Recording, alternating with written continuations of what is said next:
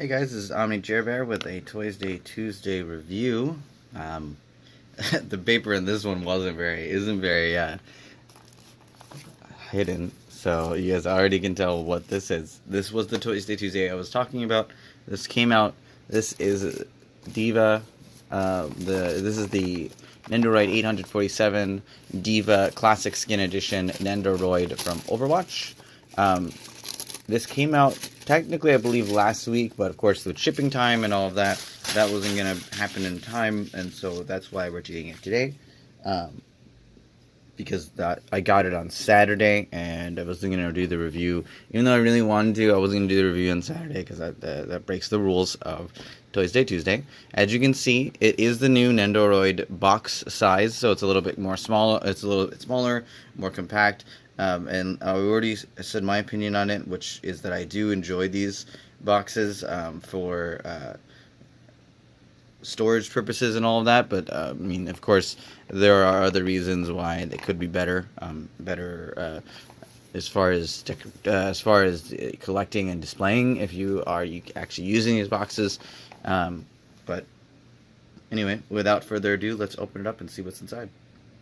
Okay, guys, and here's D.Va outside of her mech. She comes with the 3 faceplates, the winky face, which I put on her now, her standard face, which is just kind of like a regular smiling, happy face, and then her big, bright, beautiful smile, which is right here, and you can see the red lines, and it's super adorable.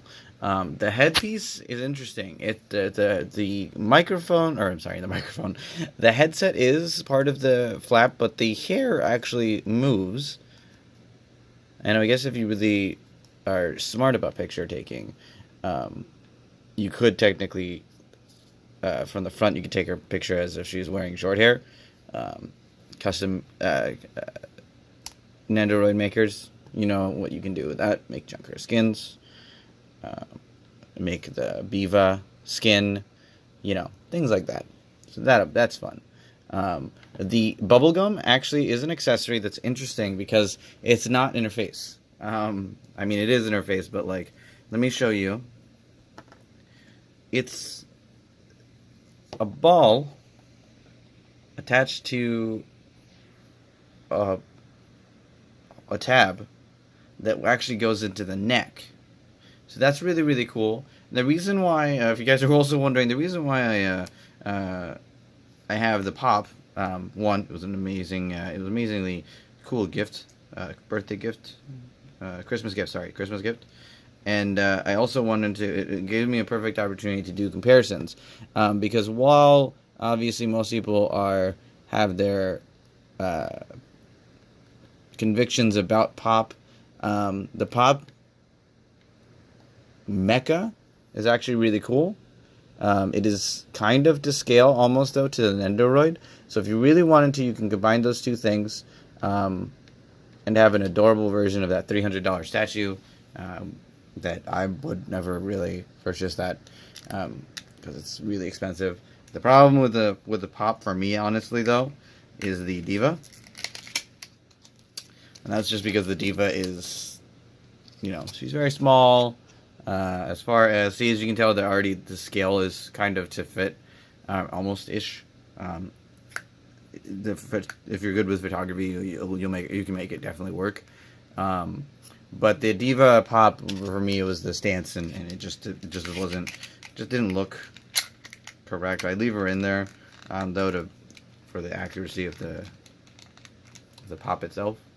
But I don't know. I like the mecha of the pop mecha, but anyway, it's about the Nendoroid, so we're gonna keep going. The Nendoroid also comes with a tiny little mecha, which you can play with perspective to make that self-destruct, or make shots as if she's ejecting or self-destructing, things like that. The only problem I have with that is that they didn't actually include a faceplate or a backplate that shows the effects of self-destruct, so that was kind of eh.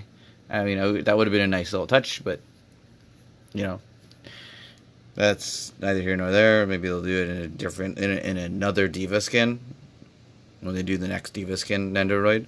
She comes with her stand, her base, Gotta get that out of the way. And then there's a stand for the For the mecha, there's no separate base, so I'm gonna assume that you have to actually attach it to her base, which I guess makes sense, but it kind of makes it hard to do mecha poses without the stand. Then she has her handgun.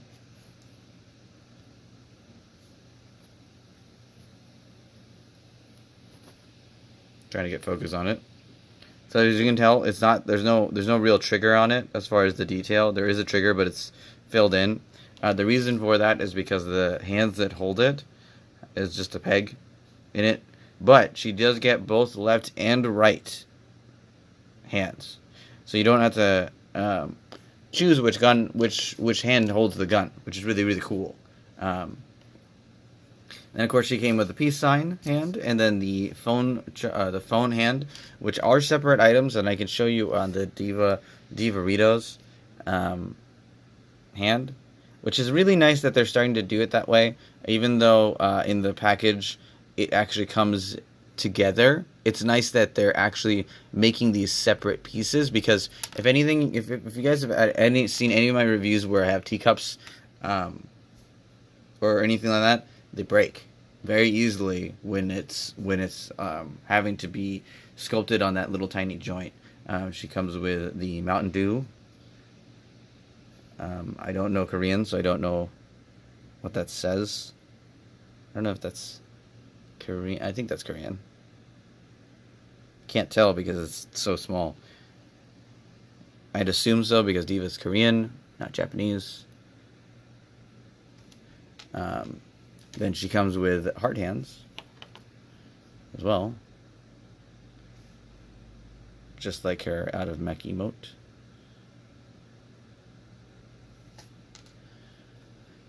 And yeah, so the overall really good sculpt, really good detail. Not a ton of like super outside the